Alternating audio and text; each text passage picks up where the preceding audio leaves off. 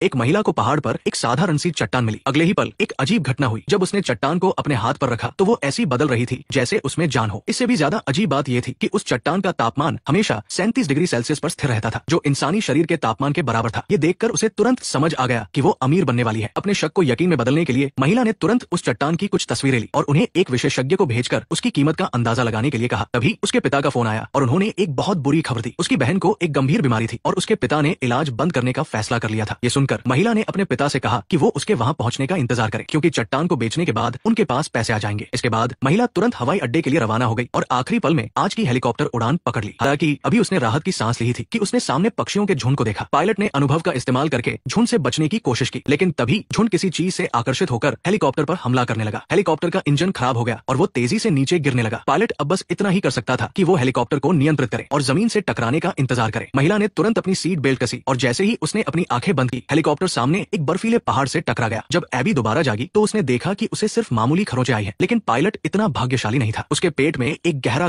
था। ये देखकर एबी हेलीकॉप्टर से बाहर आई और मदद के लिए जोर जोर से चिल्लाने लगी, लेकिन इस सुनसान जगह पर उसकी आवाज का कोई जवाब नहीं मिला। अगले दिन जब एबी सोकर उठी तो उसने देखा कि पायलट दर्द और ठंड था। डर और मौत के एहसास से एबी को सांस लेने में तकलीफ होने लगी। तभी उसे एहसास हुआ कि ये वो शहर नहीं है जिसे वो जानती थी, बल्कि एक ऐसी सुनसान जगह है जहां वो कभी भी किसी जानवर का शिकार हो सकती थी। इसलिए एबी ने तुरंत सामान इकट्ठा करना शुरू कर दिया और उसे पायलट के पास से एक बंदूक भी मिली। ये उसकी सुरक्षा के लिए बहुत अच्छी थी। सब कुछ तैयार करने के बाद एबी एक दिशा में आगे बढ़ने लगी, लेकिन वो भी ज्यादा दूर नहीं गई थी कि उसने अपने पीछे से वॉकी टॉकी की आवाज सुनी। इसलिए वो तुरंत हेलीकॉप्टर में वापस लौट गई। उसने पाया कि रुक रुक कर आ रही आवाज पायलट के पोर्टेबल वॉकी टॉकी से आ रही थी, लेकिन तभी वॉकी टॉकी की बैटरी खत्म हो गई। इसलिए उसने तुरंत मैनुअल तरीके से तार जोड़े और हेलीकॉप्टर की बिजली से वॉकी टॉकी को चार्ज करने लगी। फिर वो बेचैनी से इंतजार करने लगी, क्योंकि उसकी बहन उस चट्टान के बिकने का इंतजार कर रही थी। 1 घंटा बीत गया और एबी ने वॉकी टॉकी को इमरजेंसी चैनल पर कर दिया और मदद के लिए चिल्लाने लगी। आश्चर्य की बात यह थी कि किसी ने जवाब दिया, लेकिन उसकी बात सुनकर एबी का दिल टूट गया। उस व्यक्ति ने कहा कि उसका नाम जॉन है और वह भी एक पायलट है। उसका हेलीकॉप्टर भी कुछ समय पहले दुर्घटनाग्रस्त हो गया था, लेकिन अगर एबी उसके रेडियो को ठीक कर देती है तो वो बाहर मदद के लिए बुला सकता है। उसकी बहन उस चट्टान के बिकने का इंतजार कर रही थी। ये सोचकर एबी ने बिना कुछ सोचे समझे जॉन के बताए रास्ते पर चलना शुरू कर दिया। हालांकि उसने एक बात नजरअंदाज कर दी थी कि ये जगह सैकड़ों किलोमीटर तक वीरान है। एक ही जगह पर 2 हेलीकॉप्टर के दुर्घटनाग्रस्त होने की संभावना 50 लाख की लॉटरी जीतने से भी कम थी। तो क्या ये जॉन एक इंसान था या कुछ और? 2 दिन और 3 रातों की मुश्किल यात्रा के बाद एबी आखिरकार जॉन के सबसे करीब की चट्टान पर पहुंची। फिर उसने दूरबीन से सामने झील को देखा और उसे वहां सच में एक टूटा हुआ हेलीकॉप्टर मिला, लेकिन एबी ने सावधानी बरती और जमीन पर एक तीर और एक आग का ढेर बना दिया। जब एबी ढलान से नीचे उतर रही थी तो वॉकी टॉकी पर अचानक जॉन की आवाज आई। उसने बताया कि ये जगह 2 देशों की सीमा पर है और यहाँ अक्सर सैनिक गश्त करते रहते हैं। अगर वो पकड़ी गई तो उसे जेल में डाल दिया जाएगा। ये सुनकर एबी इतनी डर गई कि वो गिर पड़ी, जिससे उसकी जांघ पर एक छोटा सा कट लग गया। जैसे ही उसने अपने घाव पर पट्टी बांधी, उसने दूर पहाड़ पर एक सफेद आकृति को देखा। वो डर गई और तुरंत एक चट्टान के पीछे छिप गई और सावधानी के लिए अपनी बंदूक निकाल ली। तभी गलती से बंदूक की मैगजीन जमीन पर गिर गई, जिससे उस व्यक्ति का ध्यान एबी की तरफ चला गया। अगले ही पल वो व्यक्ति दरवाजा तोड़कर अंदर आ गया, जिससे डरकर एबी ने उसे गोली मार दी। वो व्यक्ति दर्द से जमीन पर गिर पड़ा, लेकिन वो लगातार इवान नाम चिल्ला रहा था। जब उस व्यक्ति ने जवाब नहीं दिया तो एबी ने उसके बैग की तलाशी ली और पाया कि उसके पास भी एक वैसी ही चट्टान थी। इससे पहले कि एबी कुछ समझ पाती, वॉकी टॉकी पर एक जानी पहचानी आवाज आई जो जॉन की थी, जिसे एबी ढूंढ रही थी। तभी उसे एहसास हुआ कि जॉन और इवान एक ही व्यक्ति थे और उसका मकसद उन दोनों की चट्टानों को चुराना था। लेकिन उसे कैसे पता चला कि उन दोनों के पास चट्टानें थी? हालांकि अब एबी के पास ज्यादा सोचने का समय नहीं था। जब उसे सैनिक से पता चला कि झील के दूसरी तरफ एक प्रशिक्षण शिविर है तो वो तुरंत उस व्यक्ति को सहारा देकर चलने लगी। उसने चट्टान को सैकड़ों मीटर दूर फेंक दिया, लेकिन वो भी ज्यादा दूर नहीं गए थे कि एक चीख सुनाई दी और एबी ने पाया कि वो व्यक्ति झील में गिर गया था। वो सहजता से उसे बचाने के लिए लौटी, लेकिन अगले ही पल वो भी फिसल कर अंदर गिर गई। जब वो किसी तरह बाहर आई तो चारों तरफ तूफान और बर्फ थी। अब उसे किसी को बचाने की तो बात ही छोड़िए, खुद को बचाना भी बहुत मुश्किल हो गया था। फिर वो जल्दी से एक सुरक्षित जगह पर पहुंची और खुद को एक गर्म कंबल से पूरी तरह से ढक लिया ताकि वह ठंड से जम न जाए। जब एबी दोबारा जागी तो उसके सिर के ऊपर से एक हेलीकॉप्टर की तेज आवाज आ रही थी, लेकिन हेलीकॉप्टर ने उसे नहीं देखा। एबी ने अपनी पूरी ताकत लगाकर उसका पीछा किया, लेकिन वो पूरी तरह से थककर एक गुफा में गिर गई। इस गुफा में एक तालाब में एक